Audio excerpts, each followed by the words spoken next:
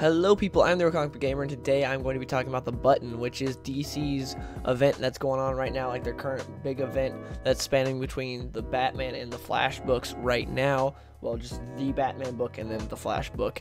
And we're only 2 parts into it. We're only 2 issues in so far, but so far it's been really interesting. And I'm excited because it's like the first time we're really getting anything more expanded upon since we first got that first Rebirth issue, when Rebirth first happened and the Button showed up from Watchmen.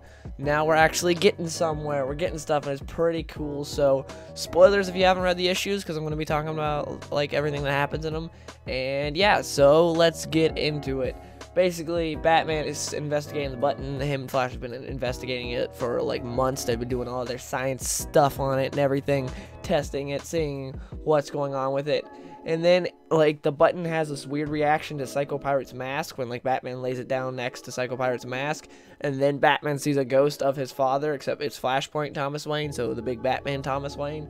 And then Reverse Flash shows up, which is pretty cool. Like, Reverse Flash shows up because, as far as I know, I haven't kept up, like, with all the Flash books or anything, but as far as I know, we haven't seen Eobard Thawne since Flashpoint, so this was pretty cool. Maybe I'm wrong, but I'm pretty sure that's the case. Again, I haven't kept up with the Flashpoint. I didn't really with the Flash. I haven't really read much New 52 Flash at all. I read like the first story arc, and then I've read like the first story arc of Rebirth Flash, and that's all I've read of like Flash since Flashpoint. So I'm not completely caught up. But as far as I know, this is the first time I've seen Eobard Thawne since Flashpoint. So seeing him back was pretty cool. He just beats the crap out of Batman for a bit because he's trying to get revenge on because Thomas Wayne killed him in Flashpoint. So he's pretty happy about being able to beat on his son for a bit.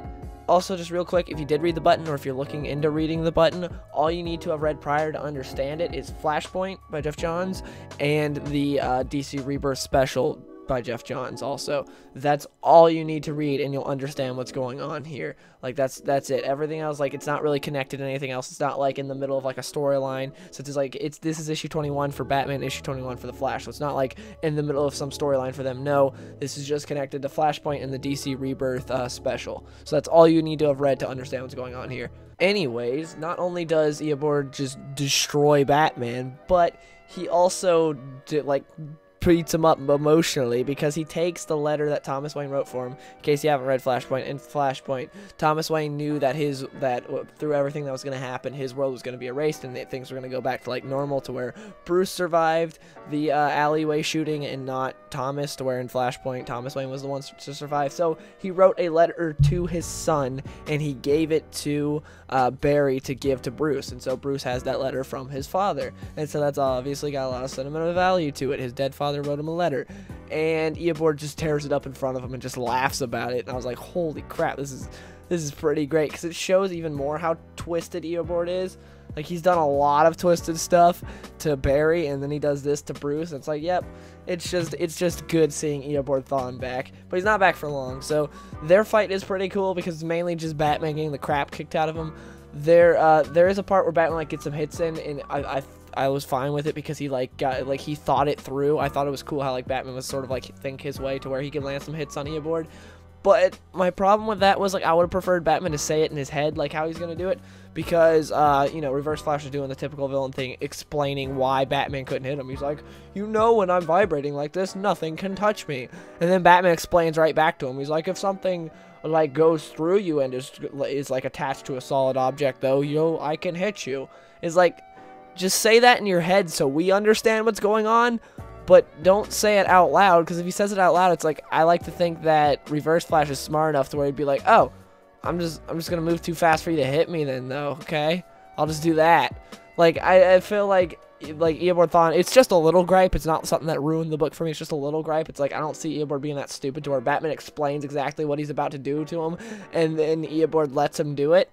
Like, I thought that was kind of stupid, but again, that's just a little gripe. And then the only other little gripe that I had was there's a part where Eobard, like, just straight up gets punched by Batman. Like, Batman doesn't do anything special, because there I was like, okay, cool, Batman was able to think his way to where he's able to hit Reverse Flash. But then there's this one part where Batman just gets a straight up punch on him, does nothing special, just able to punch him. It's like, Batman's a regular dude. Like, he should not be able to land a punch on Eobard through this, like, just doing nothing. He just straight up punches him and is like, that was just stupid. But again, that's just a little gripe.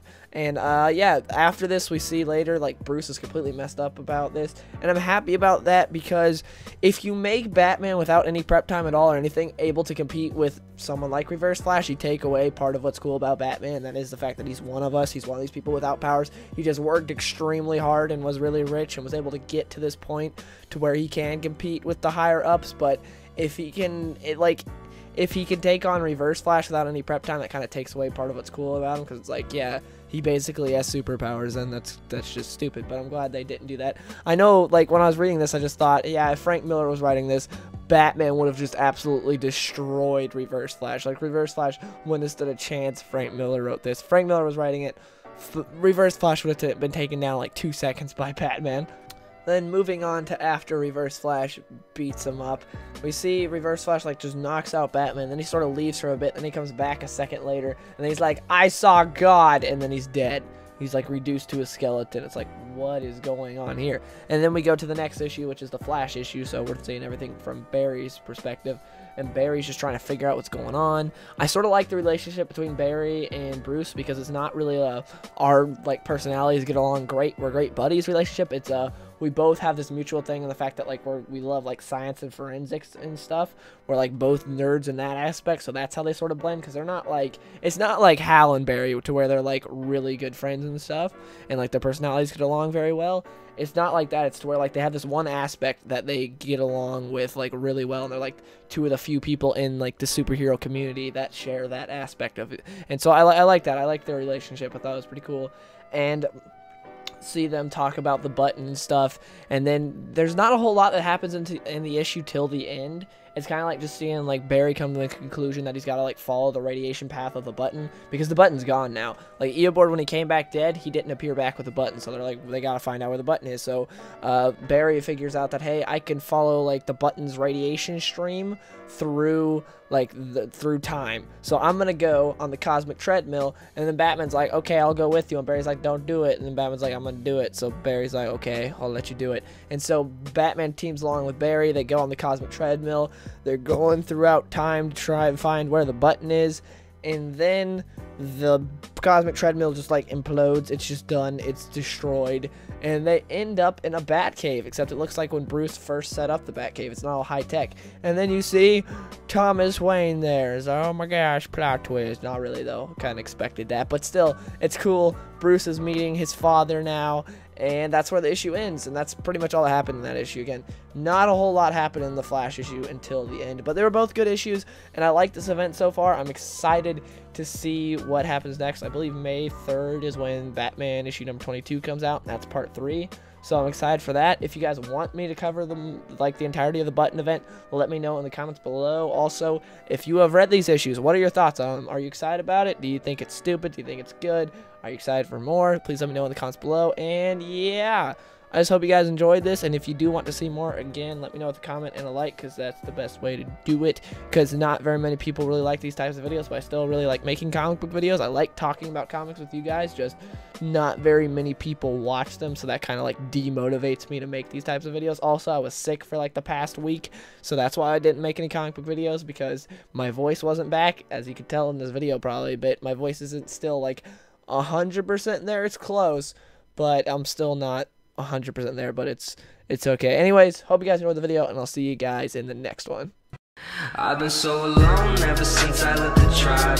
That's just how it goes, guess I like the lonely vibe. But they'll never know, cause I'm always on my grind, and